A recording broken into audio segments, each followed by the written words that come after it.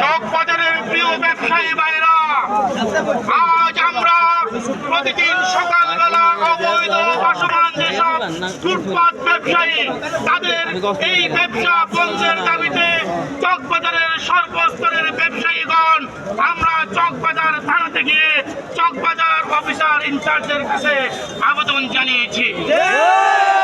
Chawkbazar officer in charge আমাদের এই দাবির সাথে ঐক্যমত পোষণ করেছে এবং তিনি বলেছেন এই ধরনের অবৈধ ফুটপাত বন্ধের জন্য আমরা দীর্ঘদিন কার্যক্রম চালিয়ে যাচ্ছি।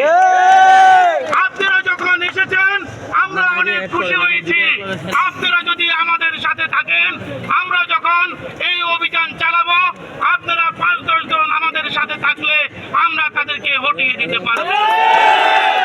আজ রাত 9টা বাজে অফিসার ইনচার্জ আবার ওনার সাথে আমাদের এই ব্যবসায়ী প্রতিনিধির পক্ষ থেকে দেখা করতে বলেছে। অতএব আপনাদের কাছে অনুরোধ থাকবে, আপনারা যে যার জায়গা থেকে সোচ্চার হন।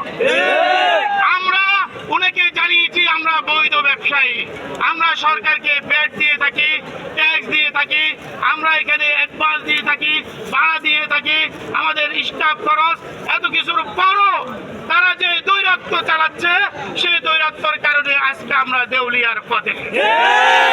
এবং ডিস্ট্রিক্ট থেকে যেসব কাস্টমার আসে এইসব কাস্টমার তাদের কারণে হয়রানির শিকার হয় এবং আমাদের অনেক ব্যবসায়ী ভাইদের গুদাম থেকে দৈনিক বিভিন্ন কায়দা মাল চুরি হয়, সেই সব মাল অবৈধভাবে ফুটপাতে বিক্রি।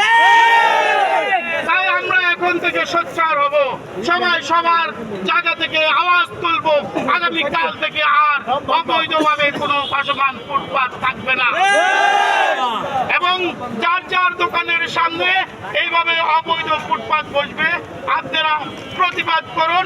তাদেরকে বসতে না দিলে অফিসার ইনচার্জ বলেছেন সে কখনো বসতে পারবে না।